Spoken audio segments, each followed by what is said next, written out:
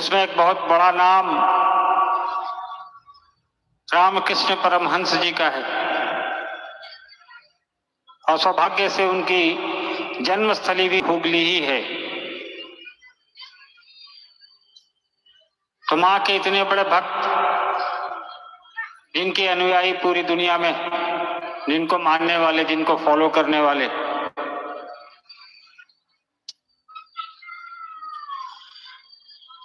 तो ऐसी जगह पर आज सौभाग्य प्राप्त हुआ है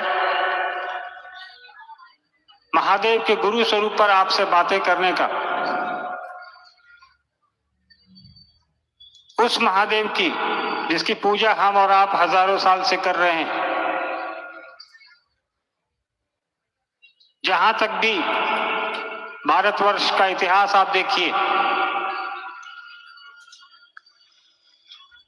या वेद पुराण रामायण कुछ भी पढ़ेंगे आप और हम,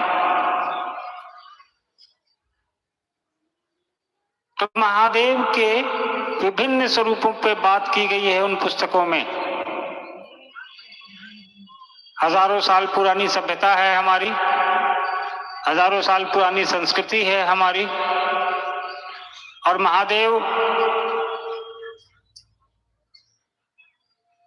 देवता के रूप में उस संस्कृति के वाहक रहे हैं। 10,000 साल से लेकर आज तक कितने युग बीत गए, कितनी सभ्यताएं आई और चली गईं, लेकिन महादेव का वो स्वरूप जो देवता के रूप में, भगवान के रूप में हमारे आपके दिलों में है, हमारे आपके घरों में है, शिवालयों में है। हम लोग पूजते आए हैं।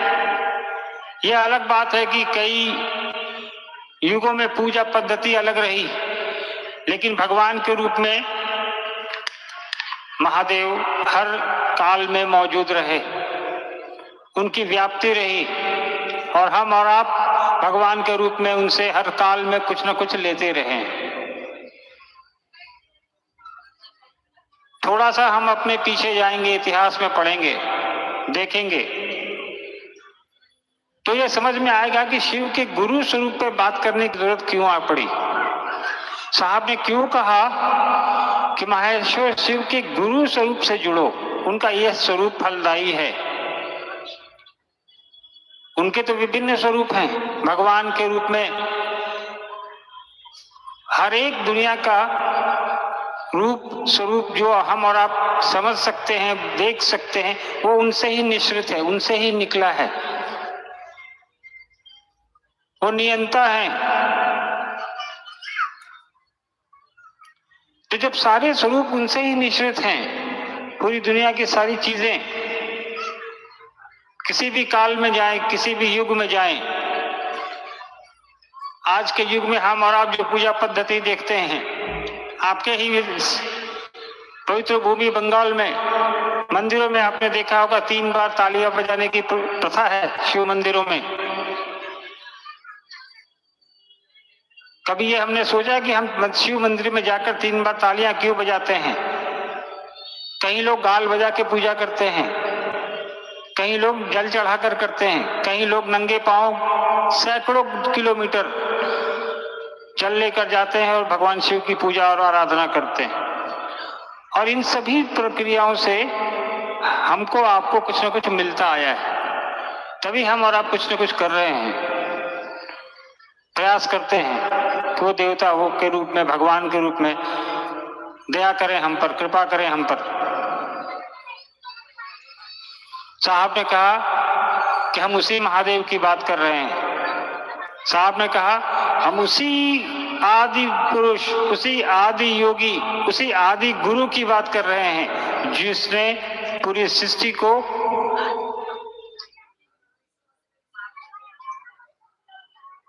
आप कहें तो उसके पालनहार भी हैं, वो उसके संहारक भी हैं, और गुरु के रूप में भी वो काम करते आए हैं। इस बात को भी पुस्तकों ने कहा है, इस बात को भी पुराण में लिखा गया है। अब महर्षि वाल्मीकि की लिखी हुई पुस्तक रामचरितमानस पढ़िए, उसमें भी उन्होंने लिखा है शिव के गुरु होने के बारे में।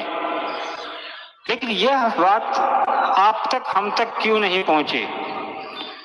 सारे स्वरूप पहुंच गए, शिव के स्वरूप देखिए आप, शिव का औघड़दानी स्वरूप भी है, शिव का काल का महाकाल का स्वरूप भी है, हर वर्ग के देवता है वो, असुरों के भी देवता हैं, देवताओं के भी देवता हैं, उन सब स्वरूप से हम और आप परिचित हैं। लेकिन शिव के गुरु स्वरूप से ही हम और आप अभी तक अनभिज्ञ थे। आज के 45 साल पहले तक तो थे, जब से साहब ने कमरे से बाहर हमको आपको बताना नहीं शुरू किया कि भैया शिव भी गुरु का काम करते हैं, शिव का चेला बन जाओ। उन्होंने कहा भी, आह्वान किया, आओ चलें शिव की ओर। शिव की ओर तो हम और आप चल ही रहे हैं, हजारों साल से चल रहे हैं। साहब ने कहा शिव के गुरु स्वरूप से जुड़ो, उनका चेला बनो। शिव के गुरु स्वरूप से जुड़ने के लिए शिव की ओर चलने का आह्वान किया उन्होंने। 40 साल की उनकी अपनी तपस्या, श्मशान में, कब्रिस्तान में, सांसारिक गुरुओं के साथ, आध्यात्मिक गुरुओं के साथ, इन सब के बाद उनको कुछ हासिल नहीं हुआ।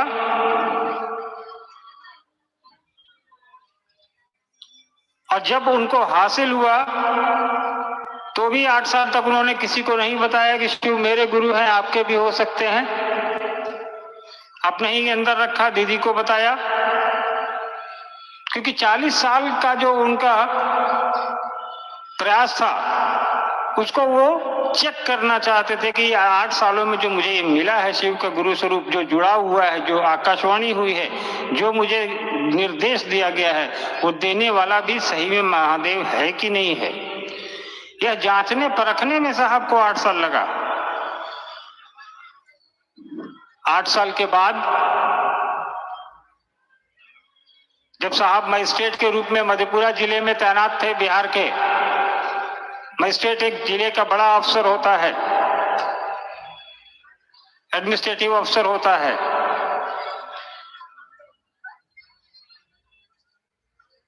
वहां से उन्होंने कमरे से बाहर लोगों को कहना शुरू किया, अपने जिले के साथी अधिकारियों से, अपने पुराने श्मशान के साथियों से, कि भाई महादेव से जुड़ जाओ, उनको गुरु बना लो, उनके गुरु स्वरूप से अपना एक रिश्ता जोड़ लो, जोड़ने का ये तरीका है, इसको अपना लो। तो कई लोगों ने कहा कि साहब महादेव तो गुरु है, ये है, उसे मानना क्या, करना क्या। साहब ने कहा करके देखो, देवता तो है ही, वो देवता के रूप में मानते ही हैं हम और आप उनसे, लेकिन भगवान के रूप में उन्होंने जो दिया, गुरु के रूप में क्या देंगे, आप एक बार जुड़ के देखिए। गुरु अपने शिष्य को वही देता है जो शिष्य की आवश्यकता होती है।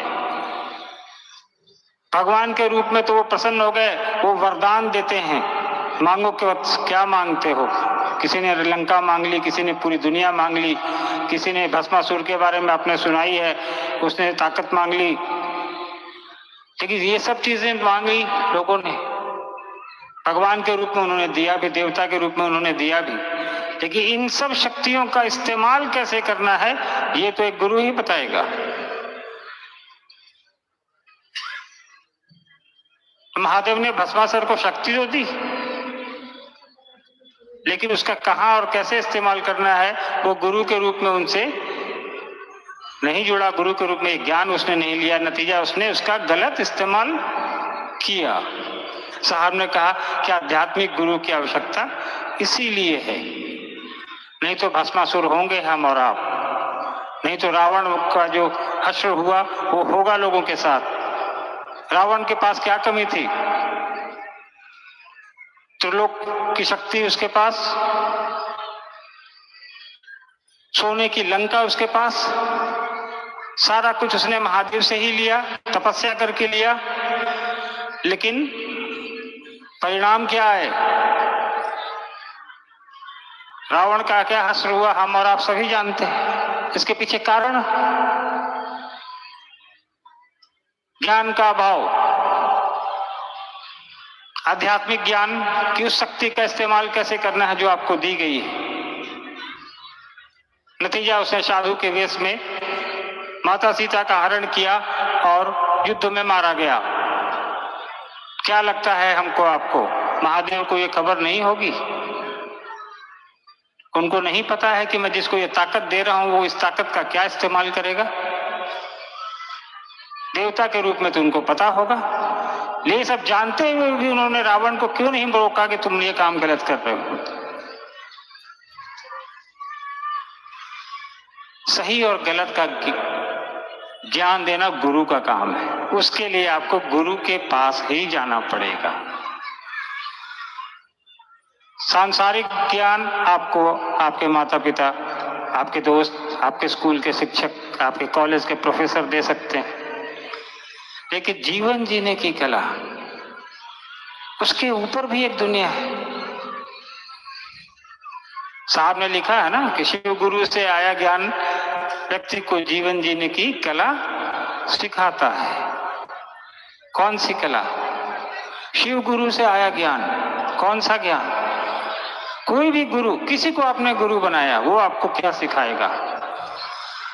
आप किसी टेलर मास्टर के पास जाएं, उसको अपना गुरु बना लें, वो टेलर मास्टर आपको क्या सिखाएगा?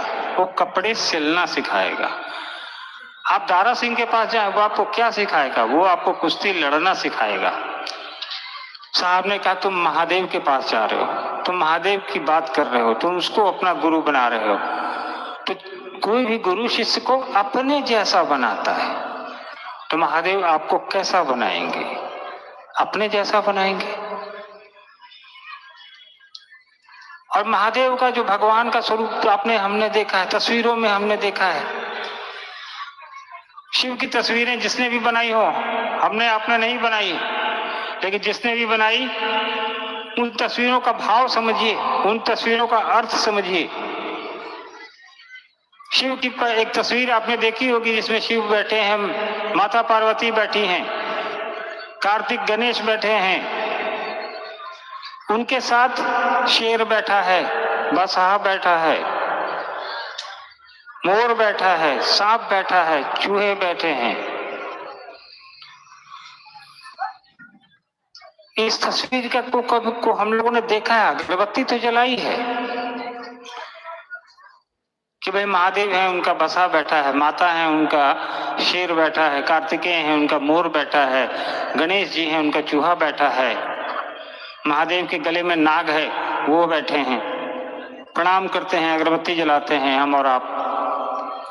लेकिन वो वहां जिस माहौल में बैठे हैं, कभी उस माहौल को आपने कोशिश की है समझने की? ध्यान से देखिएगा। महादेव के सानिध्य में वो जितने नीचे पशु पक्षी बैठे हैं ना, वो सारे प्राकृतिक निवास में जब जाएंगे अपने, तो एक दूसरे के दुश्मन हैं, एक दूसरे के भोजन हैं। वो शेर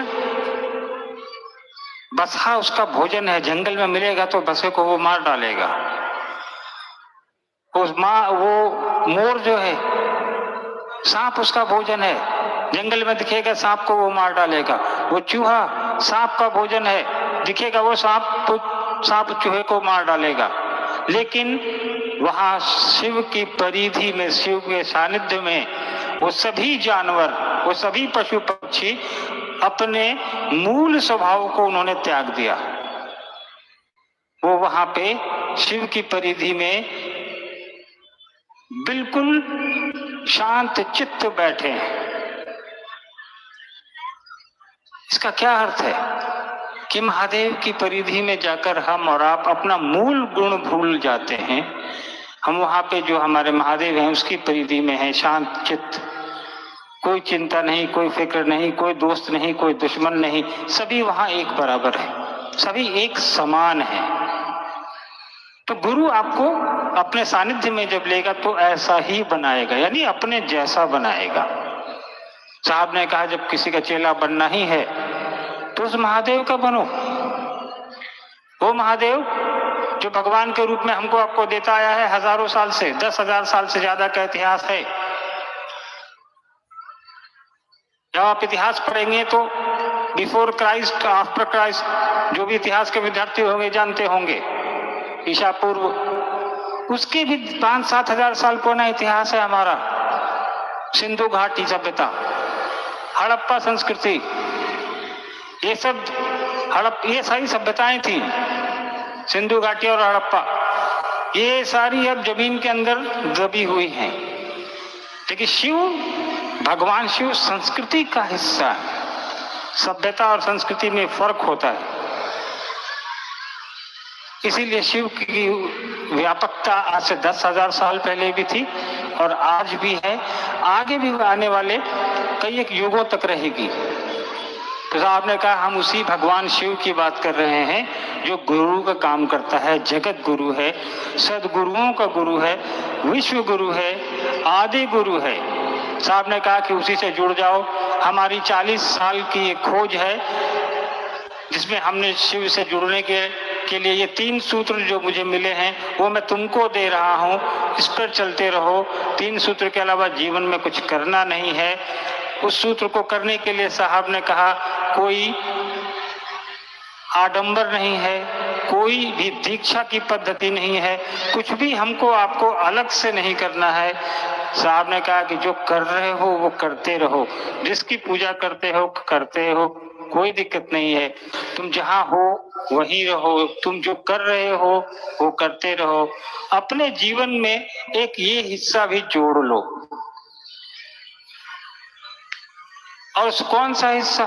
साहब ने कुछ भी नहीं कहा। साहब ने नहीं कहा आपको किसी को पैसे देने हैं, साहब ने नहीं कहा कि आपको किसी से पैसे लेने हैं, साहब ने नहीं कहा कि आपको कहीं मिठाई लेके चढ़ाने जाना है, साहब ने नहीं कहा कि आपको अगरबत्ती लेके आइए, साहब ने नहीं कहा कि आप ढोल मंजीरा लेके आइए, साहब ने नहीं कहा कि आप महादेव के सामने जाके डांस करिए। साहब ने कहा आप जहाँ घर में बैठे हैं तो ये 3 काम कर सकते हैं, सड़क पे चल रहे हैं तो ये 3 काम कर सकते हैं, ऑफिस में काम कर रहे हैं, खेत में काम कर रहे हैं, दुकान में काम कर रहे हैं। यानी कि आप जहां भी हैं, जिस स्थिति में हैं, जिस परिस्थिति में हैं, अपने उस महादेव का नाम ले सकते हैं, उस महादेव की परिधि में जा सकते हैं। इसमें क्या रखा है? साहब ने कहा कोई वर्जना है ही नहीं। आप किस जाति के हैं, आप किस धर्म के हैं, आप क्या खाते हैं, आप क्या पहनते हैं, आप कहाँ के रहने वाले हैं। और देखिए साहब ने आज से 45 साल पहले लोगों को कहना शुरू किया, लोगों ने सुनना और समझना और प्रयास करना शुरू किया। साहब कहते थे हमेशा पुट टू टेस्ट एंड जज बाय रिजल्ट, यानी प्रयास करिए, परिणाम की चिंता अपने गुरु पर छोड़ दीजिए, लेकिन प्रयास तो हमको आपको ही करना पड़ेगा, कोशिश तो हमको आपको ही करनी पड़ेगी। उस कोशिश में साहब ने कहा यही 3 काम है, कोई ज्यादा समय नहीं लगता है, कोई पैसे नहीं लगते हैं, कुछ भी आपको नया नहीं करना है। उस महादेव से आप देवता के रूप में लेते ही हैं, गुरु के रूप में भी एक रिश्ता जोड़ लीजिए और करके देखिए, प्रयास करिए, जिसका नतीजा है क्या हिंदुस्तान ही नहीं, हिंदुस्तान से बाहर करोड़ों की संख्या में लोगों ने शिव को अपना गुरु बनाया है। मैं तो बचपन से देखता आया हूं, मैंने तो देखा है एक साहब ने शुरुआत की और आज मैंने ये भी समय देखा है। अभी 1 सप्ताह पहले हम लोग बिहार के कटिहार में एक आयोजन में थे, वहां शिव चर्चा थी और वहां 3 लाख से ज्यादा लोग आए हुए थे अपने महादेव के गुरु स्वरूप की बात करने के लिए। अगर शिव व्यापक नहीं है, शिव का गुरु स्वरूप स्थायी नहीं है, शिव का गुरु स्वरूप कारगर नहीं है, तो वो 3 लाख लोग वहां पे नहीं पहुंचते। आप इतनी बड़ी संख्या में इस मैदान में आए हैं, आपने अपना समय निकाला है, आपने अपना काम छोड़ा है, आपने किसी ने अपने बच्चों को घर पे छोड़ा होगा, कोई अपनी दुकान बढ़ा के आया होगा, कोई अपना कार्यालय छोड़ के आया होगा। क्यों आए? सबने आपने अपने अपने पैसे लगाए हैं यहां तक आने के लिए, क्योंकि आपको अपने महादेव से लगाव है, आपको उस महादेव से लगाव है जिस महादेव से साहब ने आपको जोड़ा है, यानी महादेव के गुरु स्वरूप से आपका जुड़ाव है। बाकी तो जुड़ाव है ही, हजारों साल से है, रहेगा भी। उस जुड़ाव से तो पूरी सृष्टि जुड़ी है।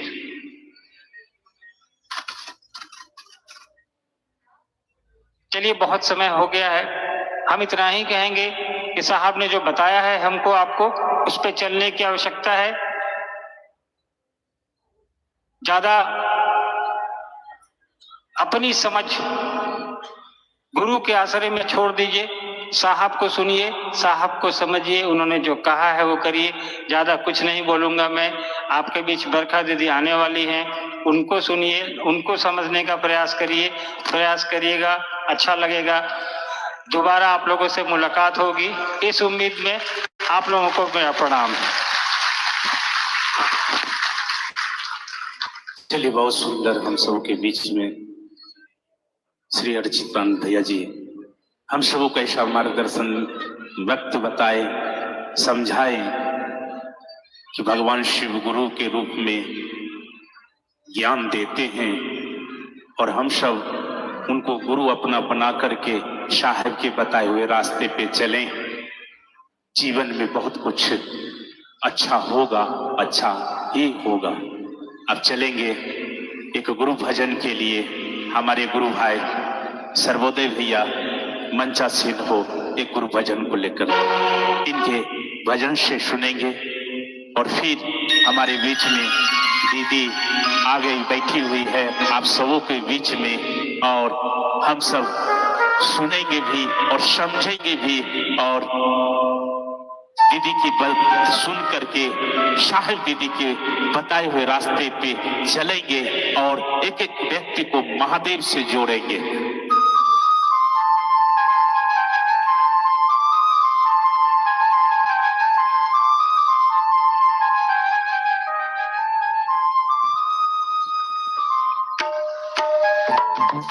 आप सभी को हम लोग जिनकी वाणी को सुनने के लिए यहाँ बेताब हैं, जो बात करने के लिए हमारे बीच बरखा दीदी आई हैं, वो अपनी बात नहीं करती, बस साहब की बात को दोहराती हैं। और उनके एक ही ख्वाब है कि सभी के दिल में साहब बसे और साहब की बात के ऊपर हम लोग चले। आइए हम लोग साहब दीदी को प्रणाम करने का प्रयास करेंगे। अरदास हमारा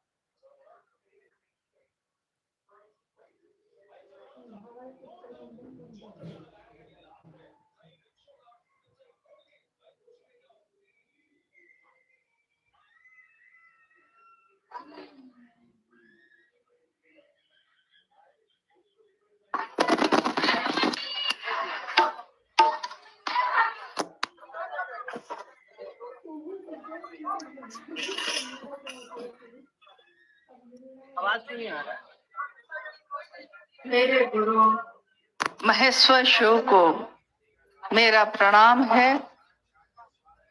इस कालखंड के प्रथम शिव के शिष्य हम सबों के परम आदरणीय वरिष्ठ गुरु भ्राता साहब श्री के चरणों में मेरा प्रणाम है। शक्ति स्वरूपा माँ नीलमानंद जी के चरणों में मेरा प्रणाम है और हुगली के इस मैदान में उपस्थित आप सभी गुरु भाई गुरु बहन के चरणों में मेरा प्रणाम है।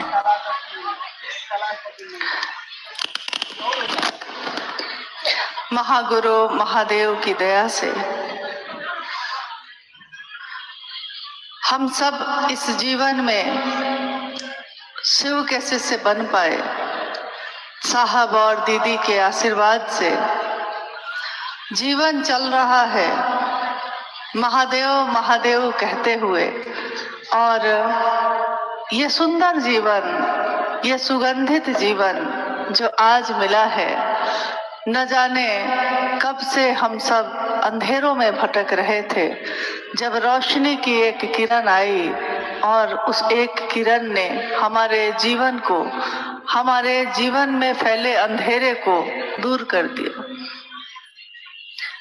महागुरु महादेव महेश्वर शिव, शास्त्रों ने महेश्वर शिव के अनेक स्वरूप के बारे में लिखा है, और शास्त्र तभी लिखे जाते हैं जब शिव का ज्ञान किसी में उतरता है, शिव ज्ञान देते हैं, तब शास्त्र आरेखित होते हैं, तब किताबें लिखी जाती हैं, तब साहित्य का सृजन होता है। अगर शिव ज्ञान ना दे तो इस धरती पे शिव और शक्ति के अन्योन्याश्रित प्रेम के बिना एक घास की पत्ती भी नहीं उग सकती। हम चाहे विश्वास करें या ना करें, हमारे विश्वास करने से या नहीं करने से सत्यता बदलती नहीं है। सत्य जीवंत होता है, शाश्वत होता है। हमारे विश्वास या अविश्वास का उस पर कोई फर्क नहीं पड़ता। शिव के शिष्य के रूप में हमने आपने जाना है कि जब हम शिव को गुरु बनाते हैं तो प्रारंभिक अवस्था में अविश्वास भी चलता है, परंतु अगर शिव से एक रिश्ता बनाना चाहते हैं, गुरु और शिष्य का एक संबंध बनना हो, तो उसके लिए भाव जरूरी है। प्रारंभिक अवस्था में अविश्वास, अश्रद्धा और संशय भी चलते हैं, परंतु जब रिश्ता आगे बढ़ता है तब धीरे धीरे ये अविश्वास विश्वास में बदलने लगता है। श्रद्धा और बिना संशय का मन उन्मुक्त होकर शिव की दिशा में चल पड़ता है। महेश्वर शिव के अनेक रूप जो जगत में काफी प्रसिद्ध हुए, सर्वाधिक रूप से वो रूप उनके प्रसिद्ध हुए जो दान दाता थे। दान दाता के रूप में महादेव ने धरती को, धरती के लोगों को वो सब दिया जो उन्होंने चाहा, जिसके लिए उन्होंने शिव की तपस्या की, जिसके लिए उन्होंने शिव की भक्ति की, सब दिया। परंतु ये धरती भी तो शिव की दी हुई है। ये धरती जिसमें कहा गया कि शीश इच्छा शिव की ही सृष्टि की इच्छा, उसी में उनका दया भाव भी निहित है। जब उनकी इच्छा हुई एको हम बहुत श्याम, मैं एक हूँ अनेक हो जाऊं, तो उस शीश इच्छा के साथ, सृष्टि की रक्षा इच्छा के साथ उनका दया भाव भी सृष्टि के कण कण में निहित है, सन्निहित है।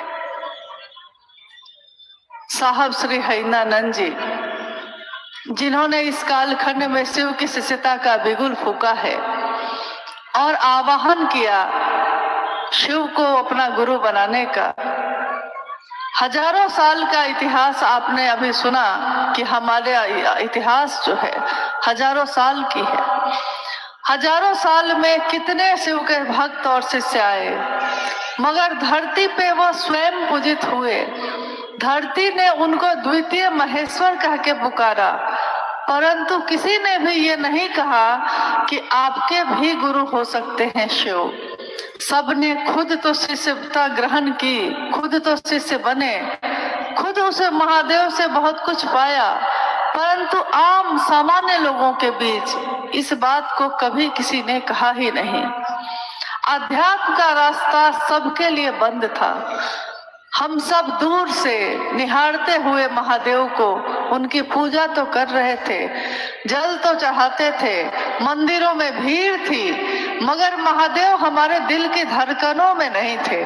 और साहब हरिनानंद जी ने जो इस कालखंड में शिव के शिष्य बन के आए हैं, उन्होंने हमारी धड़कनों में शिव को धड़कना सिखा दिया। उन्होंने सिखाया कि शिव के साथ ये दुनिया कैसी होती है। उन्होंने कहा कि मैं नहीं जानता कि शिव के बिना दुनिया कैसी होगी, परंतु यह मैं जानता हूं कि शिव के साथ मानवता सबल होगी, सुवासित होगी, सुगंधित होगी। शिव के साथ, शिव के बिना हमारी दशा और दिशा कैसी होगी ये वो नहीं जानते, क्योंकि शिव के साथ ही उनके जीवन की दशा और दिशा बदलती चली गई और ऐसी बदली कि उनके मन में एक अंतः प्रेरणा, जो अंदर से प्रेरणा जगती है, एक अंतः प्रेरणा जगी कि विश्व के हर मानव तक मैं ये संदेश पहुंचाऊंगा, शिव मेरे गुरु हैं, तुम्हारे भी हो सकते हैं। जब प्रारंभिक अवस्था में, प्रारंभिक समय में साहब श्री ने शिव को जब गुरु बनाया था, आपने उनके बारे में बहुत कुछ सुना होगा। लोग पूछते हैं कुछ साहब के बारे में बताइए, कुछ दीदी माँ के बारे में बताइए। तो साहब हरिनानंद जी की बात बताना किसी भी इंसान के लिए संभव नहीं है, क्योंकि जो पूरी की पूरी बात है वो बताने के लिए उनको पूरा का पूरा जानना भी होगा। साहब ने, जिनका जन्म 31 अक्टूबर सन 1948 को सिवान जिले में अमलोरी नामक ग्राम में हुआ, और उस दिन, जिस दिन उनका जन्म हुआ, दीपावली भी बनी। स्वतः तिथि खंडित हुई। शाम में पूरी धरती ने दिए जलाए। दिए जो जले थे रोशनी के, हर घर में जो अंधेरा हटा और रोशन हुई, किसको पता था कि ये दिया हम किसके लिए जला रहे हैं? दीपावली समझ के ही सबने जलाया था, परंतु आने वाले समय में हमने देखा कि वो दीपावली का पर्व जो 31 अक्टूबर 1948 को घटा इस धरती पे, आने वाले मनवंतरों तक के लिए उसने मानव जाति के लिए क्या संदेश भेजा। संदेश यही था, जब बिल्कुल शुरू में उन्होंने महादेव की बात की, जब उन्होंने महादेव को गुरु माना, आपने सुना होगा या कहीं पढ़ा होगा, जब साहब अपने जीवन में आगे बढ़ रहे थे, एक बालक हरिंद्रानंद अब धीरे धीरे किशोर अवस्था में जा रहे थे, तो 12 साल की आयु में उनके घर में एक घटना हुई, एक चमत्कार। जिस चमत्कार को देखा उन्होंने और उनके मन में ये प्रेरणा जगी कि मैं भी चमत्कार सीखूंगा। एक बच्चा जो अभी छोटा है, वो नहीं जानता कि उसके जीवन का उद्देश्य क्या है, उसकी मंजिल क्या है। वो बस इतना जानता है कि मुझको कुछ खिलौने चाहिए। वैसे ही साहब हरिंद्रानंद जी के मन में भी उस समय एक बात यही जगी कि मैं चमत्कार सीखूंगा। चमत्कार सीखने के लिए उन्होंने गुरु की तलाश शुरू की। गुरु के श्रृंखला में अनेक लोगों को अपना गुरु माना। जिसको भी गुरु माना, कुछ समय के बाद उनको लगता था कि यहाँ भी कुछ नहीं है। सन 1961 में पहली बार वो शमशान की भूमि पे गए एक अघोरी की तलाश में, और अघोरी जो लगता था कि जैसे उन्हीं के लिए बैठा हो, उस शमशान भूमि में आधी रात में उसने उनको शमशान की विधियां सिखाई। कहा कि अगर शमशान साधना सीखोगे, कब्रिस्तान साधना सीखोगे, लाखों मंत्रों का जप कर लोगे तो सिद्धि प्राप्त हो जाएगी।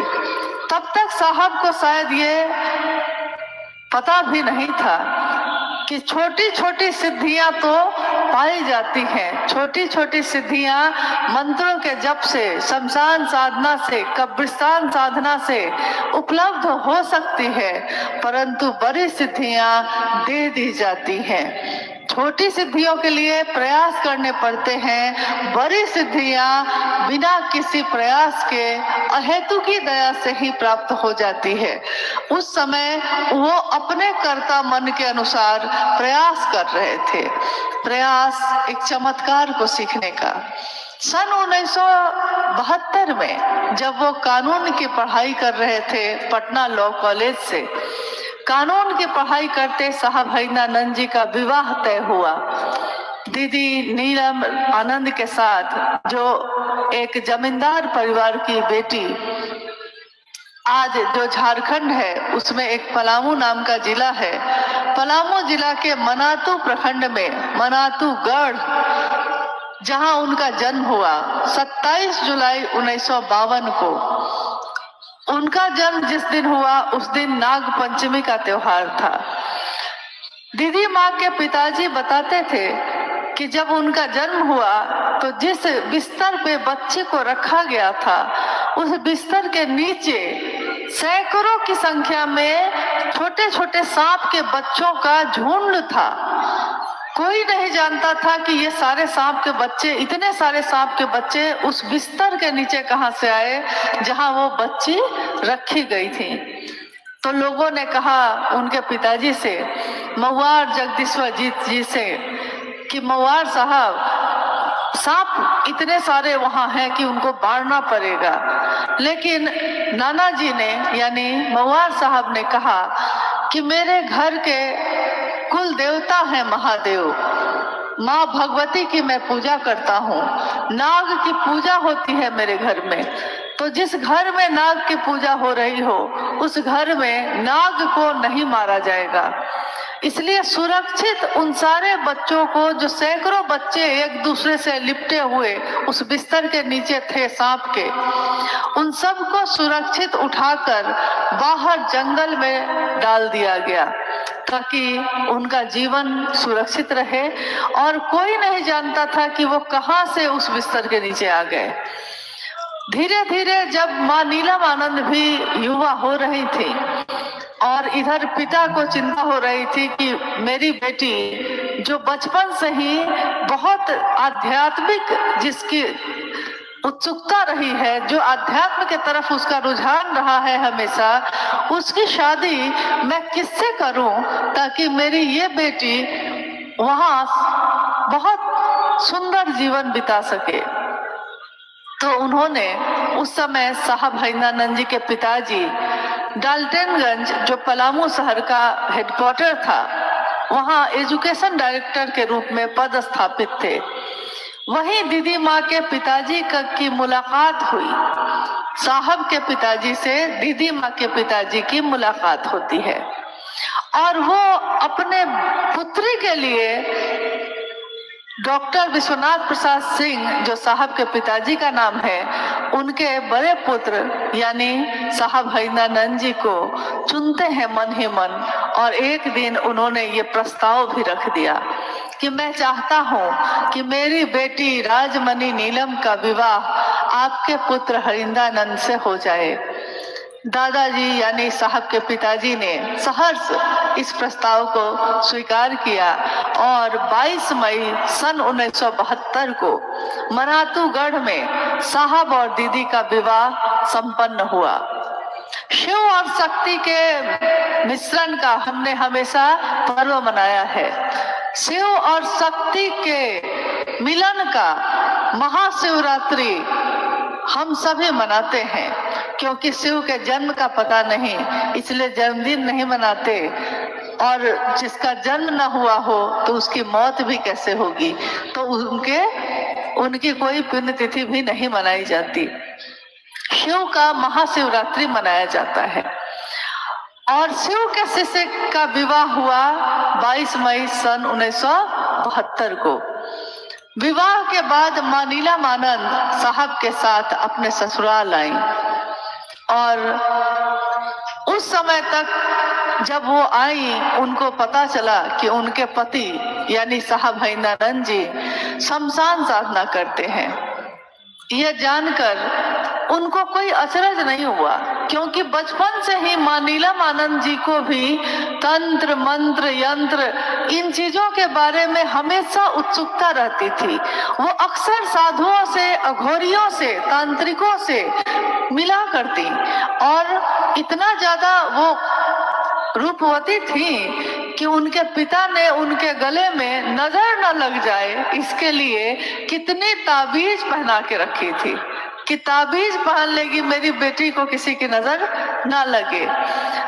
लेकिन उनका आध्यात्मिक रुझान दृष्टिगोचर था, सब कोई देख पा रहे थे।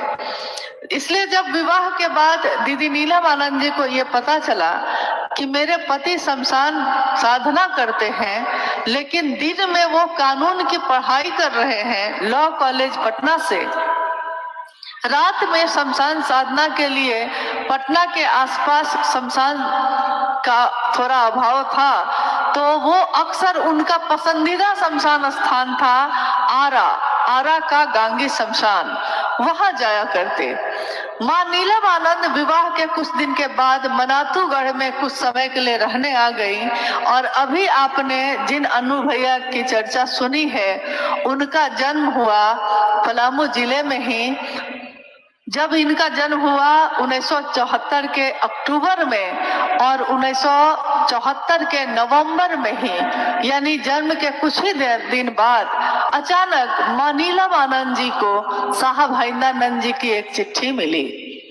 चिट्ठी में साहब ने लिखा था कि नीलम, मैंने शिव को अपना गुरु बना लिया है, तुम भी शिव को अपना गुरु बना लो।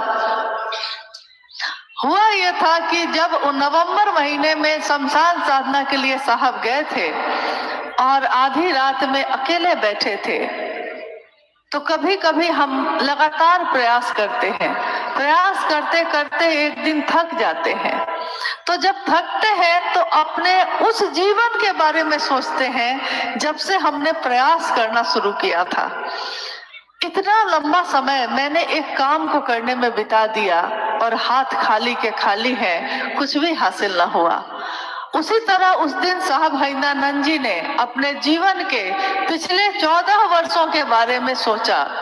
12 साल की आयु से उन्होंने शमशान साधना शुरू कर दी थी, 13वां साल शुरू ही हुआ था और 1974 के उस आधी रात में उन्होंने सोचा कि पिछले 14 वर्षों से मैं शमशान साधना कर रहा हूँ, कब्रिस्तान साधना कर रहा हूँ, न जाने मैंने कितने गुरु बदले। लोग दूसरी चीजों को बदलते हैं, साहब ने गुरु ही बदले, क्योंकि कहीं भी गुरु के रूप में जिसको भी उन्होंने गुरु माना, कुछ दिन के बाद उनको लगता था कि यहाँ भी कुछ नहीं है, मन की प्यास नहीं बुझी, जो चाहता हूँ वो नहीं मिल रहा, परंतु चाहता क्या हूँ ये उनको समझ में ही नहीं आ रहा था कि आखिर मैं ऐसा क्या ढूंढता हूँ जो मुझको मिल नहीं रही है और मेरे मन की प्यास नहीं बुझ रही। उन्होंने कहा कि मैं आज तक जितने भी गुरुओं के संपर्क में आया उन सब की स्थिति ऐसी ही थी जैसे पहाड़ी नाले की होती है, जैसे पहाड़ी नदी की होती है। दूर से पहाड़ी नदी को देखिए तो पानी ही पानी दिखाई देता है, परंतु जब नजदीक जाकर बैठिए तो लगता है कि पानी तो घुटने से भी कम है।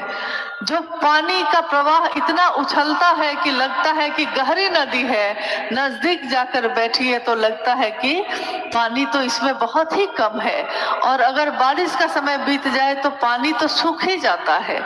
उन्होंने देखा कि सही गुरु का अभाव है, सही गुरु नहीं मिल रहे, तो सही गुरुओं के अभाव में उन्होंने गुरु पे गुरु बदलना शुरू कर दिया। उस रात उनके मन ने, साहब ने अपनी पुस्तक आओ चले शिव की ओर में ये पंक्ति लिखी है, उस घटना को लिखा है। उन्होंने लिखा है कि मेरे मन में जब ये बात आई उस समय, देखिए हमको इस बात को समझने के लिए उनके मन के अनुरूप अपने मन को उस स्थान पे ले जाना होगा, उस जगह पे ले जाना होगा, उस स्थिति में ले जाना होगा जिस स्थिति में उस दिन आधी रात में साहब श्री थे। उन्होंने कहा कि मेरी आंखों के आगे भयावह अंधेरा था, मेरी आंखों के आगे भयावह शमशान का अंधेरा था।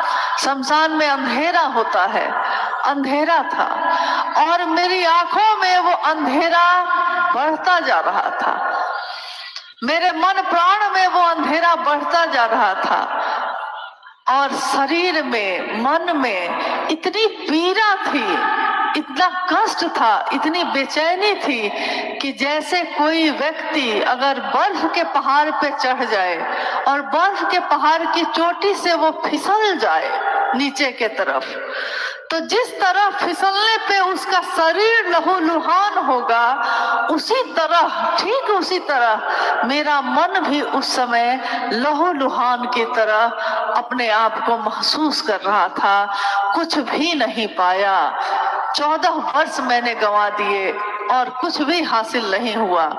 तो मेरे मन ने समझ लिया था उस समय कि अब शरीरधारी गुरुओं की तलाश बेकार है, शरीरधारी सही गुरुओं का बहुत अभाव है। उसी समय उनके मन में एक पंक्ति गूंजी, एक श्लोक जो हमारे घर में या हमारे पूजा पद्धति में बार बार दोहराए जाते हैं। गुरु का वंदन किया जाता है, गुरुर ब्रह्मा गुरुर विष्णु गुरुर देवो महेश्वर, गुरु साक्षात पर ब्रह्म तस्मै श्री गुरुवे नमः। गुरु में ब्रह्मानी शक्ति होती है, गुरु में वैष्णवी शक्ति होती है, गुरु में रुद्रानी शक्ति होती है, यानी उत्पत्ति करने की, चलने की, जीवन की और लय हो जाने की।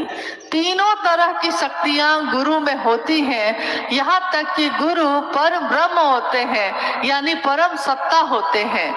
वही आत्मा का अंश जब किसी मनुष्य में आता है तो हम उसको मनुष्यात्मा कहते हैं, और वही परम सत्ता में जब होता है तो हम कहते हैं परमात्मा।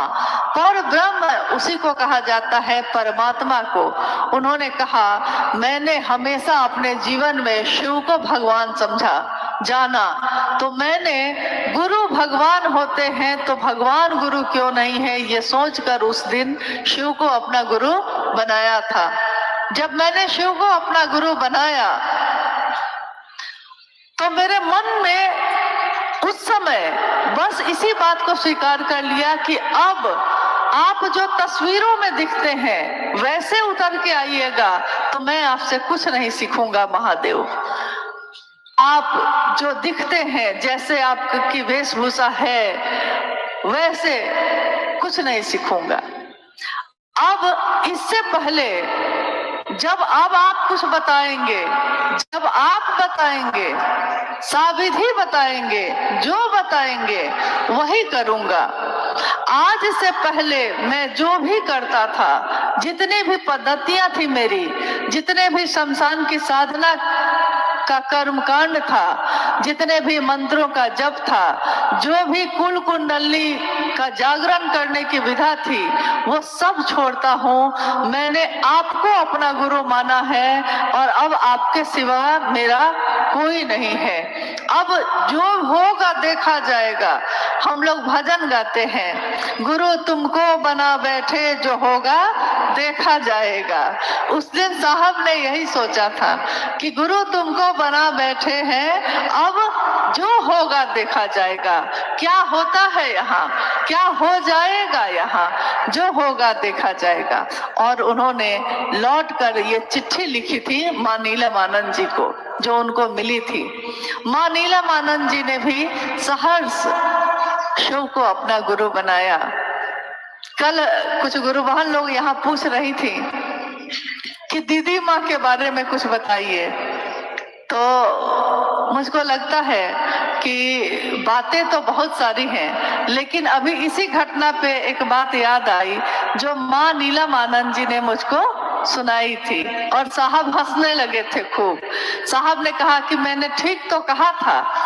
माँ नीलम ने कहा कि मैं इनसे सीनियर हूँ शिव शिष्यता में। एक दिन हम लोग बैठे थे, सारे लोग, बात हो रही थी, हंसी ठिठोली हो रही थी।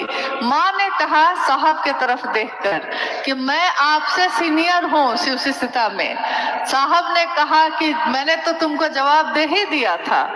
मुझको लगा कि आखिर बात क्या हुई थी, तो मैंने माँ से पूछा कि माँ साहब ऐसा क्यों कह रहे हैं। तो माँ ने कहा कि जब मैंने इनसे कहा था, हुआ ये था कि जब मेरी शादी हो रही थी 22 मई 1972 को, तो जिस मंडप पे मैं शादी के लिए आई, मंडप पे मुझको बैठाया गया, दूल्हे के रूप में साहब आए।